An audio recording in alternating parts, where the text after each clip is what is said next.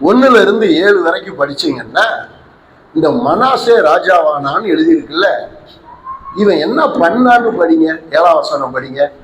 2 ராஜாக்கள் 21:7 படிங்க. இந்த ஆலயத்திலும்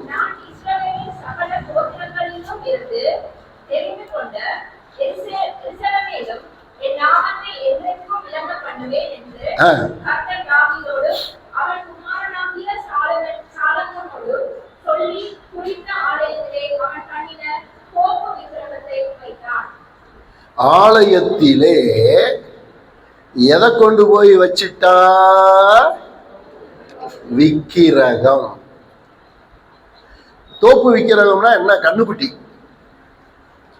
கன்றுக்குட்டிய கொண்டு போய் ஆலயத்திலே வச்சிட்டான். எங்க வச்சிட்டான் தெரியுமா? உடன்படிக்கை பெட்டிக்கு முன்னாடி பரிசுத்த ஸ்தலம். பரிசுத்த ஸ்தலத்துக்கு அடுத்து மகா பரிசுத்த ஸ்தலம். இந்த 2 இடத்துக்கும் போற வழி இருக்குல்ல, அந்த வழியில கண்ணுக்குட்டிய கொண்டு போய் வச்சுட்டான் தேவாலயத்துல. வேதம் படிச்சிருந்தா உங்களுக்கு தெரியும், கண்ணுக்குட்டிய முதல்ல செஞ்சது யாரு? ஆரோன். கண்ணுக்குட்டிய யாத்திராகம புஸ்தகத்துல 32ல 4ஆம் வசனத்துல 6ஆம் வசனம் நினைக்கிறேன், கண்ணுக்குட்டிய ஆரோன் செய்யறான். இது வனாந்தரத்துல.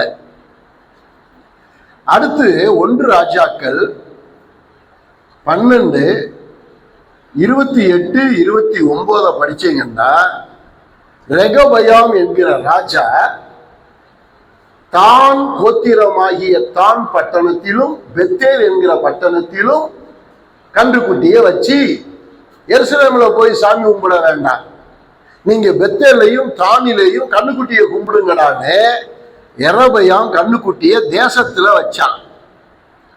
2 ராஜாக்கள் 21:7 மனாசே தேவாலயத்துல கண்ணுக்குட்டிய வச்சான். இப்ப கண்ணுக்குட்டி எங்க இருந்து எங்க போயிடுச்சு? வனாந்தரத்துல இருந்து தேசத்துக்கு வந்து, தேசத்துல இருந்து எப்பா எவ்வளவு லேட்டு பாரு, தேசத்துல இருந்து அப்படி சூட்டோட சூடா வரணும் என் கூட. கண்ணுக்குட்டி வனாந்தரத்துல இருந்து தேசத்துக்கு வந்து, தேசத்துல இருந்து அப்படி வரணும் வார்த்தை. Praise the Lord.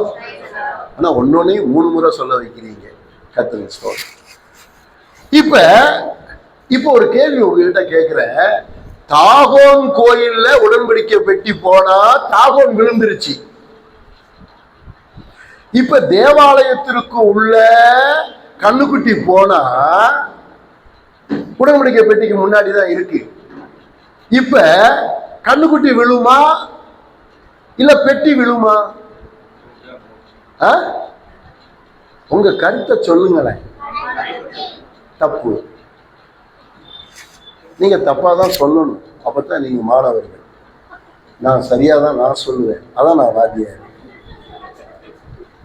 நீங்க சரியா சொன்னீங்கன்னா எனக்கு என்ன வேலை இருக்கு? அதனால நீங்க தப்பாதான் சொல்லுவீங்க. விக்கிரக கோயிலுக்குள்ள உடன்படிக்கை பெட்டி போனா விக்கிரகம் விழும். நல்லா புரிஞ்சுக்கோ. தேவனுடைய ஆலயத்திற்குள்ள விக்கிரகம் வந்தா தேவன் வெளியே போயிடுவார். நல்லா கவனிக்கணும். தேவாலயத்திற்குள்ள விக்கிரகம் வந்தா தேவன் என்ன செஞ்சிருவாரு? வெளியே போயிடுவாரு. இப்ப வசனம் படிங்க, வெளியே போயிட்டாரா இல்லையான்னு ப்ரூவ் பண்றோம் பாருங்க. எசேக்கியேல் புஸ்தகம் 8ஆம் அதிகாரம் 5ஆம் வசனத்துல இந்த சம்பவத்தை மனசுல வச்சு பேசுறாரு. எசேக்கியேல் 8:5-6. அவர் என்னை பார்த்து, மனுபுத்திரனே,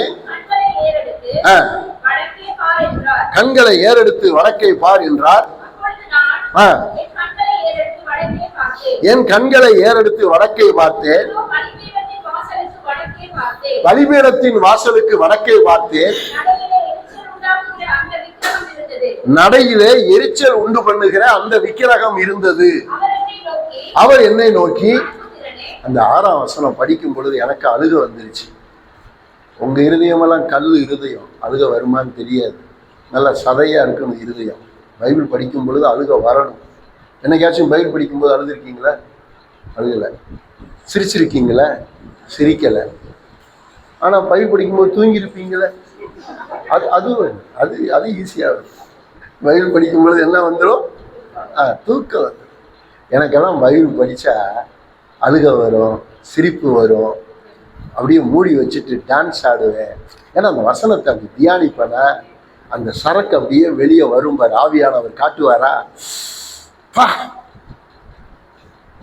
கிரிக்கெட்ல 6 அடிச்சிட்டா நம்ம சும்மா இருப்போமா? என்ன பண்ணுவோம்? என்ன குதி பாருங்க. ஃபுட்பால் மேட்ச் சிலருக்கு பிடிக்கும். கோல் போட்ட உடனே என்ன கத்துறாங்க. அது மாதிரி பைபிள்லையும் வேணும் உங்களுக்கு. பைபிள்லையும் உங்களுக்கு என்ன செய்யணும்? படிக்கும் பொழுது அப்படியே ஆவியானவர் பேசுறத உணரணும். அப்படி பைபிள் படிச்சாதான் எல்லாம் மண்டையில நிற்கும். இல்லைன்னா ஒரு வசனமும் நிற்காது. அந்த 6ஆம் வசனத்தை கவனிங்க.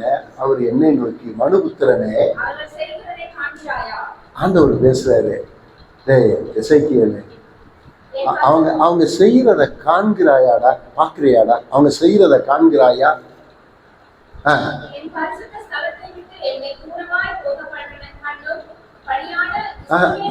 நல்லா கரெக்டா படிக்கலாம். டேய், அவங்க செய்யறத பாடுறா. பரிசுத்த ஸ்தலத்தை விட்டு என்னை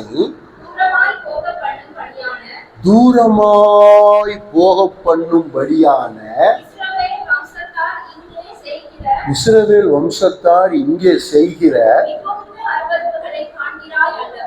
எசேக்கியேல, தேவாலயத்திலிருந்து என்ன வெளியே போக சொல்றாங்கடா, கண்ணுக்குட்டியை உள்ள கொண்டு வந்து என்ன வெளியே அனுப்புறாங்கடா.